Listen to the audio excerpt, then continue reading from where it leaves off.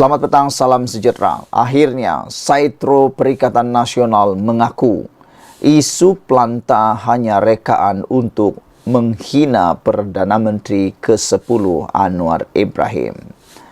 Tular pengakuan Saitro Perikatan Nasional PN berkenan isu planta dan Mr. Nobody yang rupanya hanya rekaan untuk menghina Perdana Menteri Datuk Seri Anwar Ibrahim. Menerusi sedutan sembang melibatkan sekumpulan Saitro pembangkang itu, termasuk Ratu Naga, lelaki berbaju putih itu menganggap ada keraguan dan cerita tidak benar. Ini tak boleh jadi, ini isu maruah. Tak suka seseorang itu tak perlu mengaibkan orang lain sampai pakaian dalam, katanya. Kita kena politik matanglah, kata lelaki yang dikenali Mr. Hood. Dia turut mendedahkan nama dan wajah individu dinamakan sebagai Faris yang didakwa tinggal di Kuala Lumpur.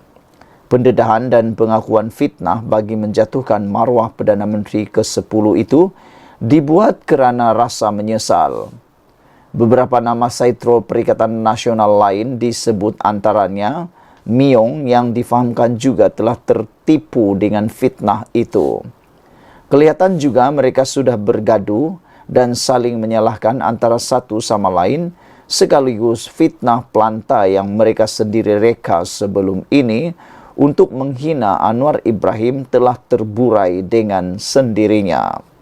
Pengakuan itu antara lain dibuat kerana menganggap adanya kifarah atau balasan kepada dia yang bersubahat.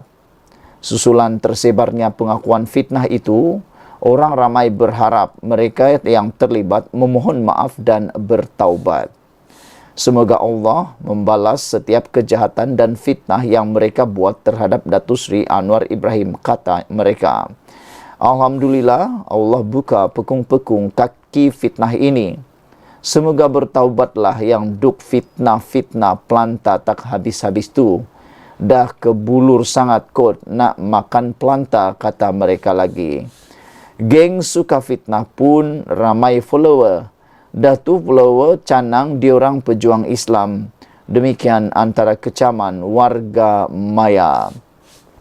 Saudara-saudara sekalian, itulah dia isu yang panas untuk hari ini apabila Saitro Perikatan Nasional, yaitu Tentera Cyber Perikatan Nasional mengaku isu planta hanya rekaan untuk hina Perdana Menteri ke-10 Anwar Ibrahim. Apa komen anda untuk isu ini?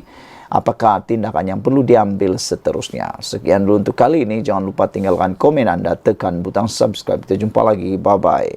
Selamat petang, salam sejahtera. Terima kasih karena bersama dengan saya di Nazilin Unity Channel. Ini isu paling panas datang daripada Zahid Hamidi. Pengakuan beliau yang kita tunggu-tunggu. Zahid Hamidi kata pelawaan PAS perkasa undang-undang syariah selepas terhantuk ke dinding. Timbalan Perdana Menteri menegaskan perbincangan antara ahli parlimen beragama Islam mengenai langkah memperkasakan undang-undang syariah boleh dilaksanakan tetapi tidak boleh dijadikan bahan politik. Datuk Seri Dr. Ahmad Zahid Hamidi berkata, pembatalan 16 kesalahan syariah dalam enakmen jenayah Kanun Jenayah Syariah 1 Kelantan 2019 adalah merujuk peruntukan perundangan yang diluluskan oleh Dewan Undangan Negeri Dun Kelantan. Menurutnya, yang juga Presiden UMNO, keputusan Mahkamah Persekutuan itu tiada hubung kait dengan Mahkamah Syariah. Soal perbincangan boleh diadakan, tetapi kita mesti sama-sama menelaah mengenai soal penyatuan fikrah dan tidak jadikan politik sebagai garis utama. Selepas terhantuk ke dinding, baru menyebut mengenai mahu memanggil seluruh orang Islam untuk mengadakan perbincangan mengenai perkara itu, lapor Berita Harian. Zahid yang juga ahli Parlimen Bagan Datuk berkata, demikian ketika mengadakan kunjungan kasih sambutan Tahun Baharu Cina di Taman Desa Bersatu, Hutan Melintang, Bagan Datuk hari ini.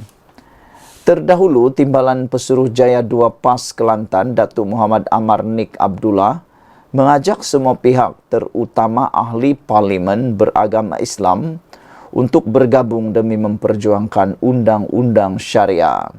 Pada 9 November lalu, Mahkamah Persekutuan mengisytiharkan 16 daripada 18 peruntukan dalam enakmen Kanun Jenayah Syariah 1 Kelantan 2019 adalah terbatal dan tidak sah.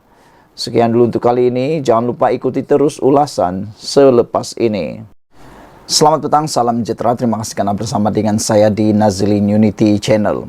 Isu pada kali ini mendapat liputan dan mendapat perhatian komen daripada netizen yang pelbagai. Namun demikian, ia lebih kepada berbentuk panas. Ini apabila mereka mengaitkan permohonan pembangkang supaya mahu kerajaan mengiktiraf kabinet bayangan dan menuntut allowance bulanan RM5,000 bagi setiap menteri ataupun pemegang portfolio dalam kabinet bayangan tersebut. Akhirnya netizen balas sebalik dan mereka sekolahkan pembangkang tersebut. Mereka kata, nombor 1, ramai netizen kata, di saat rakyat di dalam kesusahan, dalam kesempitan dari segi ekonomi dan taraf hidup, kata mereka sibuk pula pembangkang nak minta lagi allowance bulanan. Mereka kata tak cukupkah dengan gaji dan allowance bulanan yang diterima sebagai ahli parlimen. Anda pasti tahu, ahli parlimen di mana-mana blok sama ada pembangkang atau kerajaan dibayar allowance harian di parlimen, dibayar allowance bulanan dan dibayar allowance lain lagi yang amat menggeliurkan. Memang banyak. Tapi tak tahulah kenapa mahu lagi kerajaan iktiraf kabinet bayangan ini dan tuntut pula allowance bulanan RM5,000 seorang. Saudara, ini memang mengejutkan dan pastinya membebankan. Kedua, netizen menyokolahkan pembangkang dengan perkara kedua. Kata mereka, Anwar Ibrahim sendiri tidak ambil gajinya sebagai ahli parlimen selama sejak beliau menjadi Perdana Menteri. Tapi dia tidak ambil, Anwar Ibrahim bukan allowance parlimen, dia tidak ambil gaji Perdana Menteri untuk membantu rakyat, meringankan belanja rakyat dan meringankan belanja negara bagi memulihkan ekonomi negara. Ini pula pembangkang tiba-tiba muncul nak pula iktiraf kabinet bayangan dan tuntut pula allowance bulanan RM5,000 kata netizen. Mereka banding keikhlasan Anwar Ibrahim dalam memulihkan ekonomi negara dengan keikhlasan pembangkang yang mahu kabinet bayangan ini. Yang ketiga, itu kedua. Yang ketiga ialah netizen membandingkan tindakan kerajaan semua menteri yang ada dalam kementerian di kabinet Anwar Ibrahim. Anda sudah tahu bahawa mereka telah dipotong gaji, kalau tak silap dia 20% atau 30%. Telah dipotong gaji.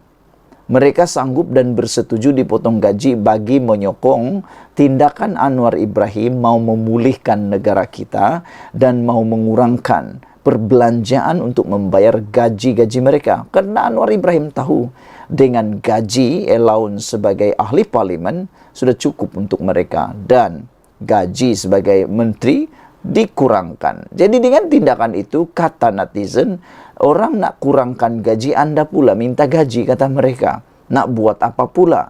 Inilah, mereka mengecam habis-habisan permohonan pembangkang mahu supaya kerajaan mengiktiraf kabinet bayangan dan tuntut bayangan bulanan, tuntut allowance bulanan RM5,000 tersebut. Saudara-saudara, bukan saja netizen yang tidak bersetuju dengan perkara itu. Bahkan para penganalisis politik ekonomi juga menganggap bahawa anggota kabinet bayangan tidak perlu dibayar allowance. Kata mereka, anggota kabinet bayangan itu tak perlu diberi allowance. Pemberian allowance kepada kabinet bayangan dan yang diwujudkan pembangkang tidak sesuai dilaksanakan, terutama ketika negara masih berdepan ekonomi mencabar. Kata penganalisis politik Universiti Teknologi Malaysia, Profesor Madya Dr. Mazlan Ali, Beliau berkata pemberian allowance kepada kabinet bayangan itu akan memberi kesan kepada perbelanjaan kerajaan dan wang serta cukai rakyat. Katanya pemberian allowance itu bukan keutamaan, terutama dalam keadaan ahli parlimen pembangkang masing-masing mendapat allowance dan saran mencukupi bagi menjalankan tugas. Mereka yang mendapat saran ini bertanggung jawab menjalankan tugas sebagai institusi semak dan imbang, baik bertindak bersendirian atau berkumpulan seperti kabinet bayangan, katanya. Itu tanggung jawab mereka, yaitu ahli parlimen pembangkang, dan tidak perlu diberi allowance tambahan RM5.000 sebulan. Pemberian allowance itu memerlukan perbelanjaan besar. Belum lagi ditambah peruntukan menggajikan pegawai penyelidik yang sebenarnya tidak perlu, kerana ahli parlimen perlu membuat kerja rumah sendiri dengan allowance bulanan sedia ada, katanya kepada BH hari ini. Sebelum ini, projek kestabilan dan accountability untuk Malaysia, projek sama, menggesa. Perdana Menteri Anwar Ibrahim mengiktiraf kabinet bayangan pembangkang dengan diberi allowance bulanan RM5.000 tanpa pension, caruman kumpulan wang simpanan pekerja dan imbuhan lain. Langkah itu bagi mengikut amalan yang dibuat di negara demokrasi berparlimen matang seperti United Kingdom, Australia, Kanada dan New Zealand.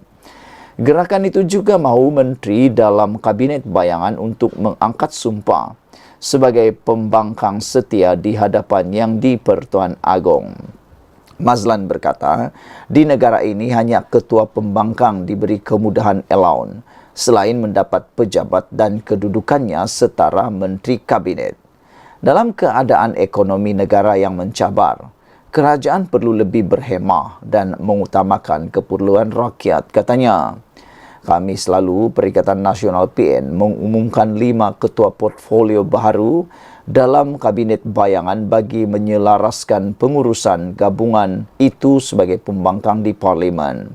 Ahli Parlimen PAS Kemaman, Datu Seri Dr. Ahmad Samsuri Mokhtar dilantik Ketua Portfolio Pengajian Tinggi, manakala Ahli Parlimen PAS Bacok Syahir Sulaiman sebagai Ketua Portfolio Ekonomi. Sementara itu, Ahli Parlimen PAS Tangga Batu Bakri Jamaluddin dilantik Ketua Portfolio Perdagangan dan Komoditi, manakala Ahli Parlimen PAS Alusetar Afnan Hamimi Taib Azzamuddin sebagai Ketua Portfolio Belia dan Sukan. Turut dilantik Ahli Parlimen Bersatu Rompin Datuk Abdul Khalid Abdullah sebagai Ketua Portfolio Peralihan Tenaga dan Daya Guna Awam.